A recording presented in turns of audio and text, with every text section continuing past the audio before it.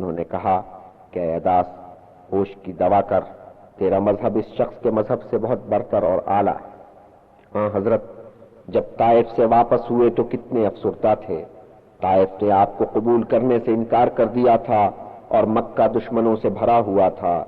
عجب تذبذب کا عالم تھا کہ آخر دشمنوں کے درمیان کس طرح واپس جائیں۔ ایسے میں آپ کو اپنی والدہ کے قبیلے کا خیال آیا۔ سوچا کہ بنی ہاشم تو اب غیر بن چکے ہیں، ماں کے قبیلے سے رجوع کر کے دیکھا جائے۔ اس قبیلے کی اس وقت یہ صورت تھی کہ وہاں سب سے بااثر شخصیت اخنس کی تھی، مگر اخنس اس قبیلے سے تعلق نہیں رکھتا تھا۔ ایک لمبی رفاقت کے سبب اس قبیلے نے اسے اپنا سردار بنا لیا تھا۔ سو جب حضرت نے اس شخص سے حمایت و امداد طلب کی تو اس نے جواب دیا کہ میں اس قبیلے میں سے نہیں ہوں، سو قبیلہ میری بات کیوں سنے گا، سو میں کس بوتے پر تمہارا حامی و مددگار بنوں۔ اخنس سے مایوس ہو کر حضرت سہیل سے ملے، حمایت کی درخواست کی۔ اس نے بھی اپنی معذوری بیان کر دی۔ تب آپ نے بنی نوفل کے سردار مطعم سے رجوع کیا، اور مطعم ان 5 میں سے ایک تھا جنہوں نے قریش کی تحریک مقاطعہ کی منسوخی کی تحریک چلائی تھی۔ مطعم نے جواب میں کہلا بھیجا کہ آپ شوق سے شہر میں واپس آئیں، میں آپ کا حامی و مددگار بنتا ہوں۔ اور دوسرے دن صبح سویرے حضرت مکہ میں داخل ہوئے۔ مطعم اپنے بیٹوں اور بھتیجوں کی کمک کے ساتھ نمودار ہوا اور حضرت کا ہمراہی بن کر خانہ کعبہ میں داخل ہوا۔ ابو جہل نے پوچھا کہ اے مطعم، کیا تو بھی مسلمان ہو گیا؟ مطعم نے جواب دیا کہ ہم نے محمد کو اپنی پناہ میں لے لیا ہے، اور بنی مخزوم نے کی اس خواہش کے سامنے سر تسلیم خم کر دیا۔ وہ علی اور جعفر کی بہن ام ہانی کا مکان تھا، اور حضرت نے اس نیک بی بی کی گزارش پر اس شب اس گھر میں آرام کرنے کی نیت باندھی تھی، لیکن تھوڑی نیند کے بعد آپ کی آنکھ کھل گئی۔ اٹھے اور خانہ کعبہ کی راہ لی۔ وہاں پہنچ کر نیند نے آپ پر پھر غلبہ کیا۔ آپ سو گئے اور یوں بیان کیا آپ نے اس شب کی واردات کو کہ میں محو خواب تھا کہ جبریل امین نے مجھے ٹھوکا دے کر جگایا۔ میں ہڑبڑا کر اٹھا، ارد گرد دیکھا پر کسی کو نہ پایا۔ تب میں پھر سو گیا اور پھر جبریل امین نے مجھے جھنجھوڑ کر جگا دیا۔ میں جاگا اور کسی کو نہ پا کر پھر سو گیا۔ تیسری بار پھر جبریل امین نے مجھے جھنجھوڑا، بازو پکڑ کر اٹھایا اور مجھے مسجد کے دروازے پر لے گئے۔ میں نے وہاں دیکھا کہ ایک مرکب سفید براق تیار کھڑا ہے اور 2 اس کے شہپر ہیں، اور بیان فرمایا آپ نے کہ کس طور آپ اس مرکب پر سوار ہوئے اور کس شان سے سواری روانہ ہوئی کہ جبریل امین ساتھ ساتھ چل رہے تھے اور راہ بتاتے جاتے تھے۔ سواری یثرب سے گزری، خیبر پہنچی، خیبر سے آگے نکلی اور یروشلم میں جا کر ٹھہری۔ اس مبارک مقام پر برگزیدہ پیغمبر جمع تھے، حضرت ابراہیم، حضرت موسیٰ، حضرت عیسیٰ، اور جب آپ نماز پڑھنے کے لیے کھڑے ہوئے تو سب انبیاء کرام پیچھے صف باندھ کر کھڑے ہو گئے، اور جب آپ نماز ادا کر چکے تو 2 پیالے نظر حضور کیے گئے۔ ایک پیالہ شراب سے چھلک رہا تھا اور دوسرا دودھ سے لبریز تھا۔ آپ نے پہلے پیالے کو چھوڑ کر دوسرے پیالے کو اٹھایا اور اس سے تھوڑا دودھ پیا۔ تب آپ پھر براق پر سوار ہوئے اور براق نے جبریل امین کی رہبری میں بلندیوں میں پرواز کی، حتیٰ کہ وہ زمان و مکان کی حدوں سے آگے نکل گیا، اور جب آپ 7 آسمانوں سے گزر رہے تھے تو آپ کو وہ انبیاء دکھائی دیے جو یروشلم میں نظر آئے تھے، مگر اب جسم کی قید سے آزاد تھے اور آسمانی مخلوق نظر آتے تھے، اور آپ حیران ہوئے کہ ان کے پیکر کس طرح منقلب ہو کر بالکل نورانی ہو گئے ہیں۔ بلندیوں میں سفر اس کے بعد بھی جاری رہا، حتیٰ کہ آپ سدرۃ المنتہا تک پہنچ گئے۔ اس سے آگے جو کچھ تھا اس پر اسرار کے پردے پڑے تھے، اور ایک تجلی نے صدرہ کو اور اس کے گرد و نواح کو ڈھانپ لیا، اور آپ کی نظریں اس تجلی پر مرکوز ہو گئیں۔ پھر واپسی کا سفر شروع ہوا، پھر وہی 7 آسمان، اور واپسی کے سفر کو یوں بیان کیا آپ نے کہ راہ میں موسیٰ سے ملاقات ہوئی، اور موسیٰ نے پوچھا کہ اے رسول، اللہ تعالیٰ نے تیری امت کے لیے نمازوں کا کیا حساب مقرر کیا ہے؟ میں نے کہا کہ دن میں 50 نمازیں۔ موسیٰ نے کہا کہ نمازوں کی ذمہ داری کڑی ہے اور تیری امت ناتواں، واپس جا اور ان نمازوں میں تخفیف کرا۔ میں واپس گیا اور اللہ تعالیٰ سے تخفیف کی گزارش کی اور اللہ تعالیٰ نے 10 نمازیں کم کر دیں۔ میں واپس ہوا تو پھر موسیٰ سے ملاقات ہوئی اور ان کے پوچھنے پر میں نے بتایا کہ اب نمازیں 40 رہ گئی ہیں۔ انہوں نے کہا کہ یہ بھی بہت زیادہ ہیں۔ میں پھر اللہ تعالیٰ کے حضور میں پہنچا، پھر 10 نمازوں کی تخفیف ہوئی۔ میں بار بار خدا تعالیٰ کے حضور گیا، بار بار تخفیف کی گزارش کی، حتیٰ کہ ایک دن اور ایک رات میں کل ملا کر 5 نمازیں رہ گئیں۔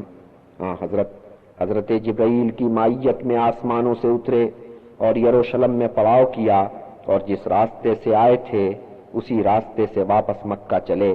کتنے کارواں راہ میں رواں دواں نظر آئے، انہیں تیزی سے پیچھے چھوڑتے گئے، آگے چلتے گئے۔ ابھی رات باقی تھی کہ خانہ کعبہ میں جا پہنچے اور وہاں سے ام ہانی کے مکان پر پہنچے، اور ام ہانی نے یوں بیان کیا کہ صبح نکلنے سے ذرا پہلے رسول اللہ نے ہم لوگوں کو جگایا، اور جب ہم صبح کی نماز ادا کر چکے تو حضور نے فرمایا کہ اے ام ہانی، کل شام میں نے تمہارے ساتھ نماز پڑھی تھی، پھر میں یروشلم گیا اور وہاں نماز ادا کی، اور اب تم دیکھ رہی ہو کہ میں نے صبح کی نماز تمہارے ساتھ ادا کی ہے۔ یہ فرما کر حضور کھڑے ہوئے اور جانے لگے تو میں نے ان کا دامن پکڑ کر کھینچا اور منت کی کہ یا رسول اللہ، آپ اس کا ذکر لوگوں سے مت کیجئے، وہ آپ کو جھوٹا جانیں گے اور آپ کی توہین کریں گے۔ اور رسول اللہ نے اس کا جواب دیا کہ قسم ہے اپنے رب کی، میں لوگوں سے اس کا ذکر ضرور کروں گا۔ حضرت مسجد میں پہنچے اور جو لوگ وہاں حاضر تھے ان سے انہوں نے اپنے سفر یروشلم کا ذکر کیا۔ دشمنوں کو خدا ایسا موقع دے، بس انہوں نے آپ کی تضحیک شروع کر دی۔ قریش کا کون فرد یہ نہیں جانتا تھا کہ قافلہ مکہ سے شام تک کا سفر 1 مہینے میں طے کرتا ہے اور واپسی کا سفر بھی اتنا ہی وقت لیتا ہے۔ اور رسول اللہ بیان کر رہے تھے کہ وہ رات میں یروشلم گئے اور واپس بھی آ گئے۔ لوگوں میں اس پر بہت چیمگوئیاں ہوئیں۔ کسی نے حضرت ابو بکر سے کہا کہ تمہارا پیغمبر کیا کہہ رہا ہے؟ حضرت ابو بکر مسجد میں پہنچے، لوگوں کو مخاطب کر کے کہا، اے لوگو، اگر خدا کا رسول یہ کہتا ہے کہ وہ رات میں یروشلم گیا اور واپس آ گیا تو یہ صحیح ہے۔ اور اس پر حضرت نے انہیں صدیق کے خطاب سے نوازا۔ یثرب میں اوس و خجرج کے قبیلے ایک دوسرے کے خون کے پیاسے بنے ہوئے تھے۔ کتنی مرتبہ وہ ایک دوسرے سے الجھ چکے تھے اور دونوں طرف جان و مال کی کتنی بربادی ہو چکی تھی۔ رفتہ رفتہ طرفین کو اس لڑائی کی بے مقصدیت کا احساس پیدا ہوا۔ اعتدال پسندوں کا ایک ایسا گروہ پیدا ہوا جن کی دانست میں مسئلے کا صرف ایک حل تھا، یہ کہ کوئی ایسی مشترک قیادت ابھرے جو دونوں قبیلوں میں اتحاد و اتفاق کی فضا پیدا کر دے۔ ادھر یہ نیا احساس جنم لے رہا تھا اور ادھر بنی خزرج کے 6 افراد حج کے موقع پر مکہ پہنچے اور مشرف اسلام ہو گئے۔ واپس آ کر انہوں نے نئے مذہب کا اپنے قبیلے والوں میں چرچا شروع کر دیا۔ اگلے برس یعنی 621 عیسوی میں ان میں سے 5 افراد پھر حج پہ روانہ ہوئے۔ اس مرتبہ ان کے ساتھ 7 افراد بھی تھے، جن میں سے 2 بنی اوس کے چشم و چراغ تھے۔ مکہ جا کر یہ 7 افراد اسلام لے آئے اور پھر یثرب کے ان 12 مسلمانوں نے حضرت کے سامنے پیش ہو کر ایک پیمان کیا کہ ہم اللہ تعالیٰ کو لا شریک جانیں گے، زنا، کذب و افتراء، چوری چکاری، ایسی ہر اخلاقی برائی سے اجتناب کریں گے۔ حضرت نے فرمایا کہ اے اہل یثرب، اگر تم اپنے پیمان پر قائم رہے تو تمہارے نصیبے میں جنت لکھی گئی، اگر تم اس سے منحرف ہوئے اور ان میں سے کوئی گناہ تم سے سرزد ہو جائے تو اگر تمہیں اس کی سزا مل گئی تو گناہ کی تلافی ہو جائے گی، اگر تم نے گناہ کی پردہ پوشی کی تو پھر قیامت کے دن خدا تم سے سمجھے گا، چاہے تو بخش دے چاہے جہنم میں ڈال دے۔ جب یہ 12 مسلمان واپس جانے لگے تو حضرت نے مصعب ابن عمیر کو ان کے ہمراہ کیا۔ مصعب کا فریضہ یہ ٹھہرا کہ یثرب میں ان کے ساتھ رہ کر انہیں اسلام کی تعلیمات سے آگاہ کریں۔ مصعب نے وہاں پہنچ کر اسد ابن زرارہ کے مکان پر قیام کیا، اور اسد ابن زرارہ ان 6 افراد میں سے تھے جو پچھلے حج کے موقع پر مکہ پہنچ کر مسلمان ہوئے تھے۔ وہاں پہنچ کر مصعب کو نماز میں پیش امام کا فریضہ بھی انجام دینا پڑا، اس لیے کہ اگرچہ یہ لوگ مسلمان ہو گئے تھے، جن میں بنی اوس و بنی خزرج دونوں قبیلوں کے افراد شامل تھے، مگر دونوں قبیلوں کے مسلمانوں میں سے کوئی دوسرے قبیلے کے مسلمان کے پیچھے نماز پڑھنے کے لیے تیار نہیں تھا۔ یوں اوس اور خزرج والوں میں بہت کٹا چھنی تھی، مگر آپس میں شادی بیاہ کا سلسلہ قائم تھا۔ سو اسد ابن زرارہ اگرچہ خزرجی تھا، مگر اوس کے ایک گھرانے کے سردار سعد ابن معاذ کا خالہ زاد بھائی تھا۔ سعد ابن معاذ اسلام کا سخت مخالف تھا۔ ایک دن اس نے دیکھا کہ ایک باغ میں مجلس جمی ہے، درمیان میں اسد بیٹھا ہے، اس کے ساتھ مصعب اور کچھ دوسرے ایسے ہیں جو نئے نئے مسلمان ہوئے ہیں۔ سعد ابن معاذ کا تو خون کھول اٹھا۔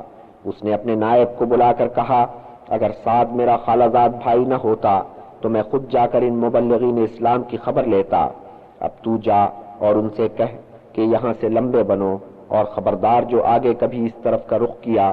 مگر یہ نائب وہاں جا کر ان کی گفتگو سن کر ایسا بدلا کہ فوراً ہی مسلمان ہو گیا۔ اب تو سعد ابن معاذ کو اور بھی غصہ آیا، طیش میں بھرا اس مجلس میں پہنچا اور کھری کھری سنائی۔ اسد سے کہا کہ برادر تو رشتہ داری کا بہت ناجائز فائدہ اٹھا رہا ہے۔ اسد، مصعب اور دوسرے مسلمانوں نے تحمل سے سعد کی تند و تلخ باتیں سنی، اسے تھوڑا ٹھنڈا کیا، پھر سمجھایا کہ اسلام کی کیا تعلیمات ہیں، پھر قرآنی آیات سنائیں۔ سعد ابن معاذ کہاں آگ بنا ہوا تھا، کہاں پانی ہو گیا۔ وضو کیا، توبہ کی، کلمہ پڑھا اور مسلمان ہو گیا۔ پلٹ کر اپنے قبیلے میں گیا اور خطاب کیا کہ اے میرے قبیلے والو، تم میرے بارے میں کیا رائے رکھتے ہو؟ قبیلے والوں نے یک زبان ہو کر کہا، اے معاذ کے بیٹے سعد، ہم تجھے اپنا سردار جانتے اور مانتے ہیں، تیری سمجھداری کے قائل ہیں، تجھے صاحب الرائے تسلیم کرتے ہیں۔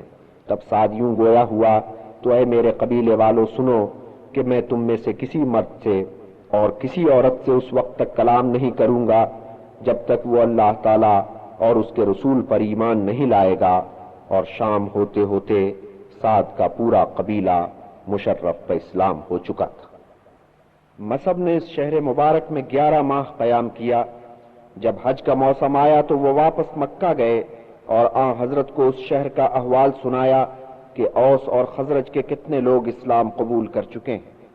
آن حضرت نے اپنے اس خواب کو یاد کیا جس میں آپ نے 2 سیاہ پتھروں کے درمیان ایک شاداب زمین دیکھی تھی، اور آپ نے جان لیا تھا کہ یہ زمین ہو نہ ہو یثرب کی مبارک سرزمین ہے، اور یہ بھی آپ پر روشن ہو چکا تھا کہ اب اس سرزمین کی طرف ہجرت کرنی ہے، اور یہ کہ اس مرتبہ ہجرت کرنے والوں میں آپ خود بھی شامل ہوں گے۔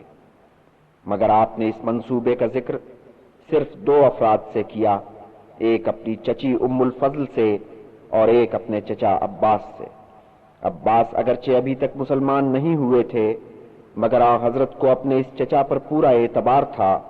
چچا عباس نے سن کر کہا کہ میرے بھتیجے، یثرب سے آنے والے نمائندوں سے جب تم بات کرنے جاؤ گے تو میں بھی تمہارے ساتھ چلوں گا، خود ان سے بات کر کے اپنا اطمینان کروں گا۔ آن حضرت نے چچا کی اس تجویز کو بصر و چشم منظور کیا۔ ادھر یثرب سے 72 مردوں اور 2 عورتوں کا گروہ اس نیت سے مکہ چلا کہ رسول اللہ کو اس دیار میں تشریف لانے کی دعوت دی جائے۔ یہ اس قافلے کے ہمراہ تھے جو حج کے لیے روانہ ہوا تھا۔ جب مکہ کے قریب پہنچے تو انہوں نے اپنے منصوبے پر عمل درآمد کی ایک ترکیب سوچی۔ وہ رات کا وقت تھا، آدھی رات ادھر آدھی رات ادھر، قافلہ بے خبر سو رہا تھا۔ یہ لوگ آہستہ سے اٹھے، دبے پاؤں قافلے کے بیچ سے نکلے اور عقبہ کے مقام پر پہنچے۔ ادھر آن حضرت کو ان کی آمد کی اطلاع مل چکی تھی۔ آپ چچا عباس کے ہمراہ یہاں پہنچے اور عباس ان سے یوں مخاطب ہوئے کہ اے بنی خزرج، تمہیں معلوم ہونا چاہیے کہ ہم نے محمد کو اپنے درمیان بہت عزت و احترام سے رکھا ہے۔ وہ اپنے قبیلے کی آنکھ کا تارا ہے، کسی کی مجال نہیں کہ اسے ٹیڑھی آنکھ سے دیکھے، مگر اب اس کے جی میں یہ سمائی ہے کہ تمہارے بیچ جا کر قیام کرے۔ سو اگر تم یہ وعدہ کرتے ہو کہ تم اپنے پیمان کو نبھاؤ گے اور محمد پر کوئی آنچ نہیں آنے دو گے تو فبہا، لیکن اگر تم سمجھتے ہو کہ یہ ذمہ داری تم پوری نہیں کر سکو گے تو اس کی بجائے کہ تم اپنے یہاں جا کر اس کا ساتھ چھوڑو، یہ بہتر ہوگا کہ یہیں ہمیں جواب دے دو۔ اہل خزرج نے یہ کلام سنا اور آن حضرت کی طرف روئے سخن کر کے یوں گویا ہوئے، اے خدا کے رسول، اب تم اپنا فیصلہ سناؤ کہ اپنی خاطر اور اللہ کی خاطر کیا تم ہمارے ساتھ تشریف لے چلنا مناسب سمجھتے ہو؟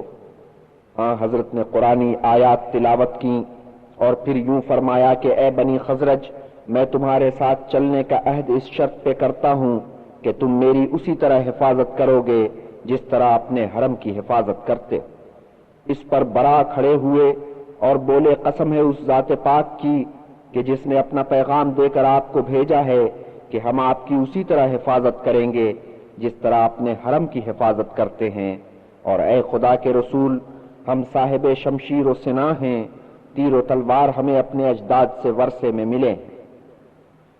اسی گھڑی بنی اوس کا ایک فرد کھڑا ہوا اور بولا کہ اے خدا کے رسول، ہمارے اور اہل یہود کے درمیان روابط چلے آتے ہیں، ہم آج ان روابط کو ختم کرتے ہیں، مگر پھر یہ تو نہیں ہوگا کہ جب اللہ تعالیٰ کی نصرت سے آپ کو فتح نصیب ہو تو آپ ہمیں چھوڑ کر اپنے لوگوں کے درمیان واپس چلے جائیں۔ حضرت مسکرائے اور بولے، نہیں، ایسا نہیں ہوگا، آج سے میں تمہارا ہوں اور تم میرے جان و دل ہو، جس سے تمہاری لڑائی ہوگی اس سے میری بھی لڑائی ہوگی، جس سے تمہاری صلح ہوگی اس کے ساتھ میری بھی صلح رہے گی۔ پھر حضرت نے فرمایا، اپنے 12 افراد چن کر میرے سامنے لاؤ۔ اہل یثرب نے اپنے 12 نمائندے منتخب کیے، ان میں 9 افراد بنی خزرج سے تھے اور 3 بنی اوس سے۔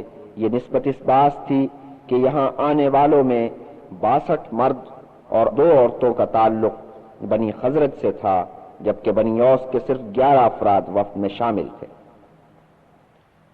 جب حلف اٹھانے کی گھڑی آئی تو خزرجیوں میں سے ایک یوں بولا کہ اے رفیقو، تمہیں کچھ احساس ہے کہ تم کیا پیمان کر رہے ہو اور کس بات کا حلف اٹھا رہے ہو؟ تم سارے لوگوں کے خلاف، قطع نظر اس سے کہ وہ سفید کھال والے ہیں یا کالی کھال والے، جہاد کا حلف اٹھا رہے ہو۔ کہیں یہ نہ ہو کہ جب تمہارے مال کا نقصان ہو اور تمہارے اکابر لڑائی میں مارے جائیں تو تم خدا کے رسول کا ساتھ چھوڑ جاؤ۔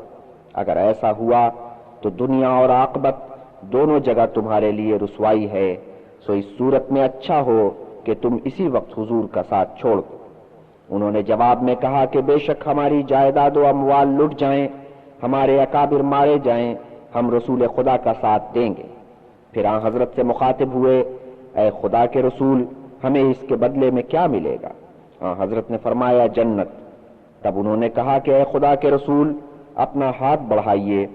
حضرت نے اپنا دست مبارک ان کی طرف بڑھا دیا، انہوں نے ہاتھوں میں ہاتھ لے کر ساتھ دینے کا عہد کیا۔ مکہ کی زمین اہل ایمان پر تنگ ہوتی جا رہی تھی، ادھر یثرب نے اپنی آغوش کشادہ کر رکھی تھی۔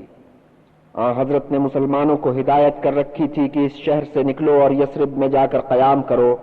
مسلمان ایک ایک کر کے مکہ سے نکل رہے تھے اور مدینہ کی طرف رواں دواں تھے۔ کوئی ایک مسلمان رات کی تاریکی میں بیوی بچوں کو ہمراہ لے کر چھپتا چھپاتا شہر سے نکلتا اور مدینہ کی راہ پر پڑ لیتا۔ کتنے مسلمان گھرانے شہر سے نکل گئے تھے، کتنے نکل جانے کے لیے تیار بیٹھے تھے۔ مکہ مسلمانوں سے خالی ہوتا جا رہا تھا۔ اہل قریش کا ماتھا ٹھنکا، وسوسے میں پڑ گئے کہ آخر یہ لوگ یثرب کی طرف کیوں رواں دواں ہیں؟ کیا وہاں جا کر کوئی نیا گل کھلائیں گے اور ہمارے لیے کوئی نئی مصیبت کھڑی کریں گے؟ انہوں نے بہت پہرے بٹھائے، کتنوں کو بیچ رستے سے بہلا پھسلا کر واپس لائے اور پھر ان کی اچھی طرح خبر لی، مگر کوئی تدبیر کارگر نہ ہوئی۔ ہجرت کا سلسلہ جاری رہا۔ بہت جلد مکہ مسلمانوں سے خالی ہو گیا۔ اب سے 10 برس پہلے تک اس شہر میں کتنی امی جمی تھی، کیا رونقیں تھیں، کیا امن و آشتی کی فضا تھی۔ پھر کس طرح ایک نئے عقیدے کے ظہور سے شہر بدلتا چلا گیا۔ جس نے اس نئے عقیدے کو اپنایا، اس کے لیے اپنا شہر جہاں وہ پلا بڑھا تھا اچانک دیار غیر بن گیا۔ اور اب یہ لوگ جنہیں اپنا عقیدہ اپنی زمین سے زیادہ عزیز تھا، شہر چھوڑ کے جا چکے تھے۔ مکہ کے کتنے گھر کہ کل تک شاد و آباد تھے، آج بھائیں بھائیں کر رہے تھے، مگر 3 روحیں ابھی تک شہر میں موجود تھیں، حضور رسول مقبول صلی اللہ علیہ وسلم، حضرت ابو بکر صدیق، حضرت علی۔ ادھر قریش میں اور ہی کھچڑی پک رہی تھی. انہیں شدت سے یہ احساس ستا رہا تھا کہ مسلمانوں کا یوں شہر سے نکل جانا خالی ذلت نہیں، جانے یثرب میں جا کر وہ کیا منصوبہ بندی کریں اور ان کے لیے ایک مصیبت بن جائیں. بس انہیں ایک ہی اطمینان تھا کہ اصل آدمی ابھی ان کے درمیان موجود ہے، اور ساتھ ہی یہ فکر بھی تھی کہ کہیں وہ بھی شہر سے نہ نکل جائے. اس کا کیا بندوبست کیا جائے؟ اس مسئلے پر سوچ بچار کے لیے ایک جلسہ منعقد ہوا جس میں ہر قبیلہ، ہر گھرانے کے کسی بڑے نے شرکت کرنا ضروری سمجھا سوائے ابو لہب کے. ابو لہب کی اس میں بھی کوئی مصلحت ہوگی. اس جلسے میں اس مسئلے پر بڑی بحث ہوئی کہ محمد کا کیا علاج کیا جائے اور کیا ترکیب کی جائے کہ وہ شہر سے باہر نہ نکل سکیں. کتنی تجویزیں پیش ہوئیں اور رد ہو گئیں. آخر ابو جہل نے ایک تجویز پیش کی. پورا جلسہ اشش کر اٹھا کہ مسئلے کا کیسا قاطع حل پیش کیا. تجویز یہ تھی کہ ہر قبیلہ اپنے ایک مرد دلیر کو نامزد کرے. یہ سب مردان دلیر وقت مقررہ پر ایک ساتھ محمد پر ٹوٹ پڑے. ہر مرد دلیر ایک وار ضرور کرے، اور چونکہ اس خون میں قریش کے سبھی قبیلوں کے ہاتھ رنگے ہوئے ہوں گے، اس لیے بنی ہاشم کو خاموش ہونے کے سوا کوئی چارہ نظر نہیں آئے گا. آخر وہ کس کس قبیلے سے لڑیں گے؟ خون بہا لے کر چپ ہو جائیں گے.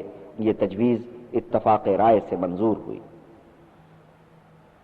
ادھر جبریل امین آئے اور آن حضرت کو مشورہ دیا کہ اب آپ یہاں سے ہجرت کر جائیں. آن حضرت فوراً اٹھے اور حضرت ابو بکر کی گھر کی طرف چلے. وہ تپتی دوپہر تھی. حضرت ابو بکر نے دیکھا کہ آن حضرت چلے آ رہے ہیں.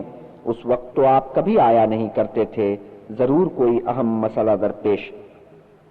اے ابو بکر، خدا تعالیٰ کی طرف سے مجھے ہدایت ہوئی ہے کہ میں اس شہر سے ہجرت کر جاؤں، اور اس ہجرت میں مجھے حضور کی رفاقت حاصل ہوگی. ہاں اے ابو بکر، تو میرے ہمراہ ہوگا. حضرت ابو بکر نے اسے اپنے لیے مجدہ جانا اور ان کی آنکھوں میں خوشی کے آنسو تیرنے لگے. حضرت ابو بکر کے گھر سے الٹے پیروں واپس آئے. حضرت علی کو بلایا.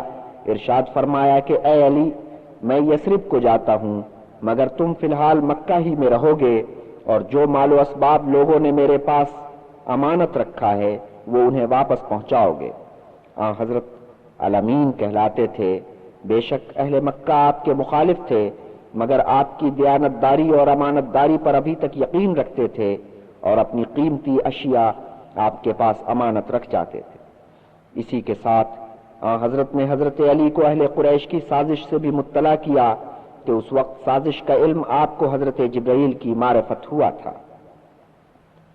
جو سورما حضرت کو قتل کرنے پر مامور ہوئے، انہوں نے مل کر یہ طے کیا کہ رات پڑنے پر ہم محمد کے گھر کے دروازے پر اکٹھے ہوں گے. رات آئی اور قتل پہ مامور سورما ایک ایک کر کے آتے گئے.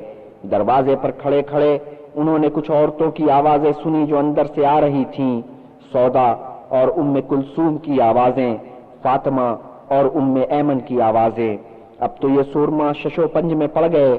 ایک بولا کہ اے رفیقو، اگر ہم دیوار پھاند کر گھر میں پہنچے تو ہم تو عربوں کی برادری میں رسوا ہو جائیں گے.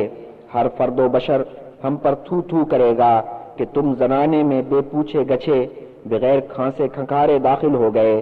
تب انہوں نے مشورہ کیا اور یہ طے کیا کہ جب محمد گھر سے باہر آئے تب ان پر ہلہ بولو.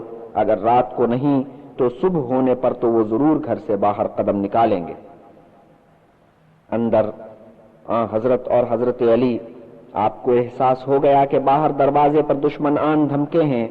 آپ نے اپنا لبادہ جسے اوڑھ کر سویا کرتے تھے حضرت علی کو دیا. فرمایا کہ اے علی، یہ میرا سبز حضرمی لبادہ لے، اسے اوڑھ کر میرے بستر پر سو جا.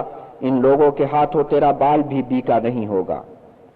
یہ ہدایت دے کر آپ گھر سے نکلے اور عجب ہوا کہ دشمنوں کی آنکھوں پر پردے پڑ گئے اور آپ ان کے درمیان سے گزرے اور آگے بڑھ گئے.